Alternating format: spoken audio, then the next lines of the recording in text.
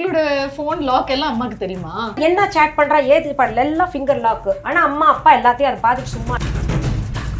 இமேஜினேஷனுக்கு இடம் தேடுறீங்களா? சஸ்ட்ரா விஸ்காம் தான் கரெக்டான பிளேஸ். அட்மிஷன் நடைபெற்று கொண்டிருக்கிறது. இப்பவே அப்ளை பண்ணுங்க.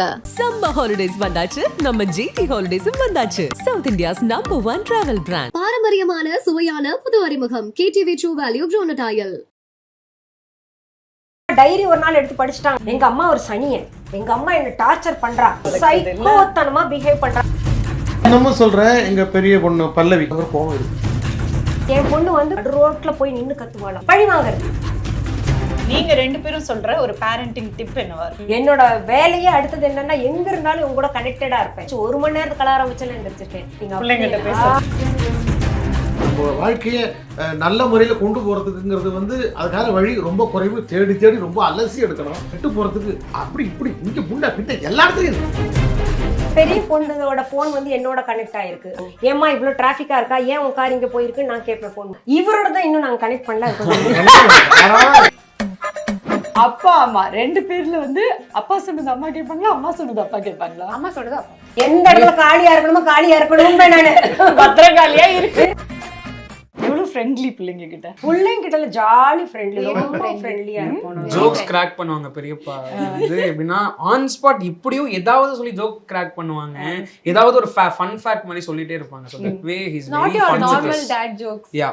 Very fun jokes. Very fun jokes he makes. ஆமா, நாங்கெல்லாம் ஒரே ஜாலியா இருப்போம். எல்லாம் சேர்ந்தோம்னா அந்தாக்ஷரி சாரி சந்தோஷத்தை அப்பா அம்மா ரெண்டு பேர்ல வந்து அப்பா சொன்னது அம்மா கேட்பாங்களா, அம்மா சொன்னது அப்பா கேட்பாங்களா? அம்மா சொல்றது அப்பா. யோசிக்கவே வேண்டாம். மீனாட்சி ஆட்சி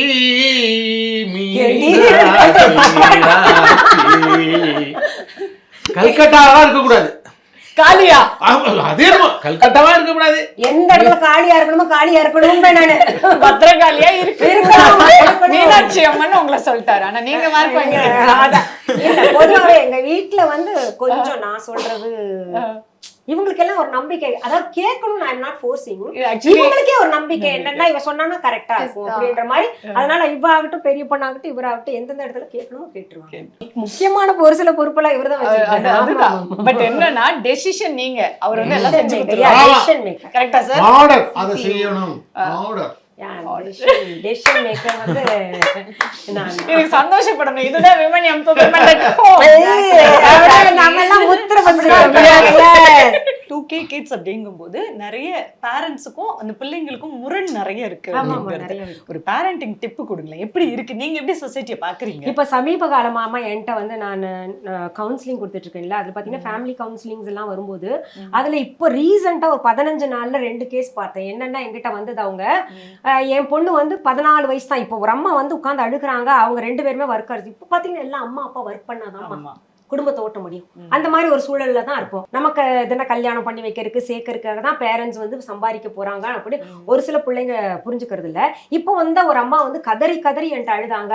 அதாவது 14 வயசு தானா அந்த பொண்ணுக்கு, 10வது தான் படிக்கிறா.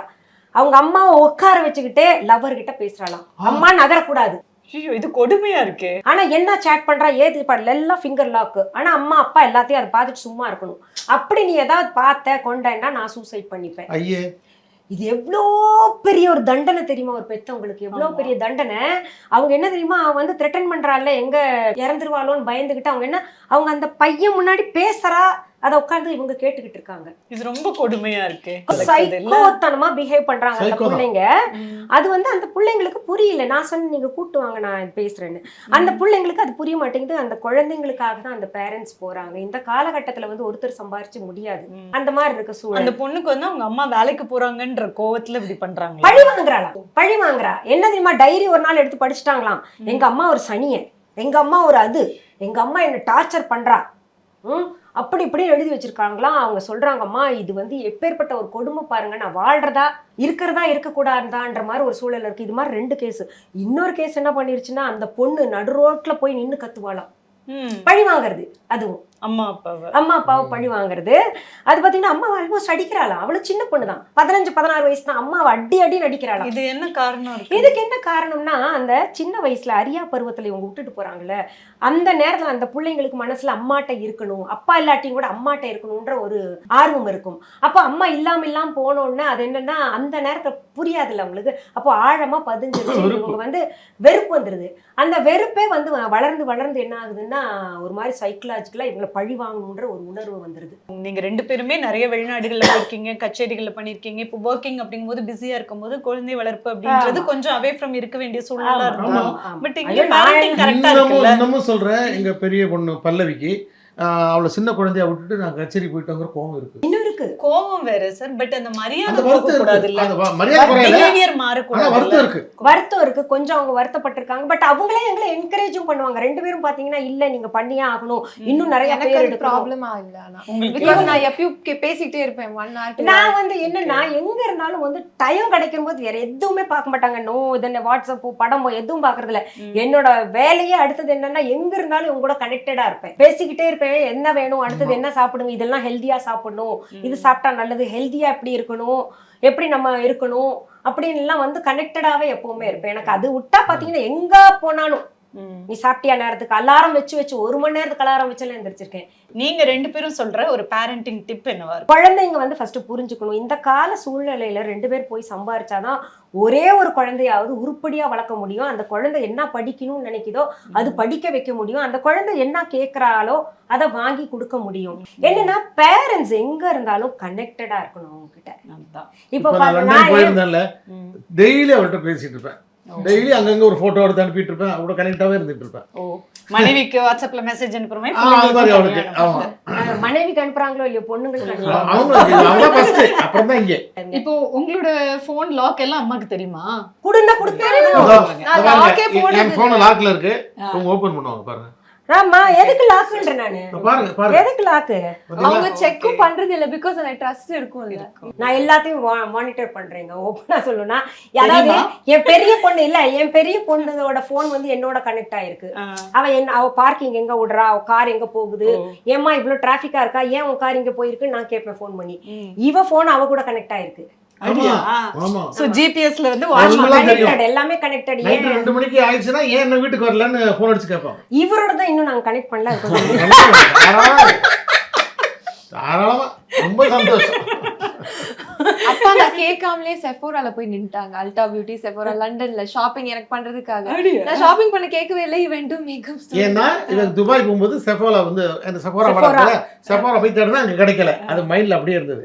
நேரா எங்க இருக்குன்னு கேட்டு அந்த ஷோரூம் போயிட்டேன். அவங்களுக்கே ஷாப்பிங் பண்ணல, வெறும் மேக்கப் ஸ்டோருக்கு போயிருக்காங்க எங்களுக்கு. ஏய் இங்க பாரு அவருக்கு ஷாப்பிங். அது ஜிபிஎஸ் வந்து ஒருத்தர் எங்க கனெக்டடா இருக்கீங்க அப்படின்றது சேஃப்டி இஷ்யூ. அவங்க எங்க இருக்காங்கன்னு தெரிஞ்சுக்க தெரியும். ஆமா ஆமா. இல்ல இன்னொன்னு தான், என்ன பேரண்ட்ஸ்க்கு இன்னொன்னு என்ன சொல்லுவாங்க, நானு வெறும் வேலைக்கு போயிட்டு வந்த பின்னாடி எத்தனையோ நேரம் இருக்கு, அந்த நேரத்தை வந்து குழந்தைங்க கூட செலவு பண்ணணும். அவங்களுக்கு ஒண்ணும் இல்லைங்க. இப்ப பாத்தீங்கன்னா இவங்க எல்லாம் கேட்கவே மாட்டாங்க. இருந்தா கூட நான் எங்க போனாலும், கச்சேரிக்கு போனாலும், எங்க எத்தனை நேரம் ஆனாலும் வந்துட்டு நான் கிச்சன்ல நுழைஞ்சிருவேன். அவங்களுக்கு என்ன தேவைன்றது நம்ம செஞ்சு கொடுக்கணும் இல்லையா? எல்லாருமே வந்து எல்லாத்துக்குமே வேலைக்கு ஆள் கிடைப்பாங்க, பணத்தை கொடுத்தா கிடைப்பாங்கன்னு எல்லாத்தையும் ஹேண்ட் ஓவர் பண்ணக்கூடாது. அது பேரண்ட்ஸ் செய்யக்கூடாது. குழந்தைங்க தயவு செஞ்சு இதெல்லாம் பாத்தீங்கன்னா ஏதோ ஒண்ணு உறவு நடுவுல வருதுன்னு சொல்லிட்டு அவங்கதான் பெருசுன்னு நினைச்சிட்டு பிறந்ததுல இருந்து நமக்கு என்ன தேவை ஏது தேவைன்ற குழந்தைங்களுக்கு என்ன தேவை அது நமக்கு தெரியும். பெற்றவர்களுக்கு போய் தானா விழுந்துகிட்டு அதுல பின்ன அசிங்கப்பட்டுக்கிட்டு வந்து அப்புறம் வந்து வாழ்க்கையை இழந்துட்டு நின்னாங்கன்னா அது ரொம்ப கஷ்டம்.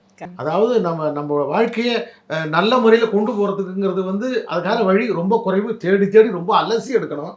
கெட்டு போறதுக்கு அப்படி இப்படி இங்க முன்ன பின்ன எல்லா இடத்துலயும் இருக்கு. அதாவது புரியுதா உங்களுக்கு? ரொம்ப ஜாகிரதையா இருக்கணும், ரொம்ப நிதானிச்சு ஒரு முடிவு எடுக்கணும். உலகம் அப்படி போயிட்டு இருக்கு. இந்த மாதிரி இந்த வலையில சிக்காம நம்ம வாழ்க்கையை சிறப்பா கொண்டு போறதுக்கு என்னன்னு யோசிச்சு முடிவெடுக்கணும். அதாவது பிள்ளைங்க நல்லா இருக்கணும்னு உலகத்துல பெத்தவங்களை தவிர யாரும் நல்லா நினைக்க மாட்டாங்க. எஸ், ஒரு மதர்ஸ் டே ஸ்பெஷல் மந்த் இது. சோ மே மாசம் தான். சோ ஒரு அழகான ஒரு பேரண்ட்ஸ் வந்து அவங்களோட அனுபவத்துல சொல்ற இந்த வார்த்தைகள் வந்து ரொம்பவும் உண்மையும் அவங்கள கூட. காட்டில வேற யாரும் நினைக்க முடியாது. யாரும் நினைக்க முடியாது, நினைக்கவும் மாட்டாங்க. இமேஜினேஷனுக்கு இடம் தேடுறீங்களா? சஸ்ட்ரா விஸ்காம் தான் கரெக்டான பிளேஸ். அட்மிஷன் நடைபெற்று கொண்டிருக்கிறது. இப்பவே அப்ளை பண்ணுங்க. சம்மர் ஹாலிடேஸ் வந்தாச்சு, நம்ம ஜிடி ஹாலிடேஸும் வந்தாச்சு. South India's number 1 travel brand. பாரம்பரியமான சுவையான புது அறிமுகம் KTV True Value Bronadile.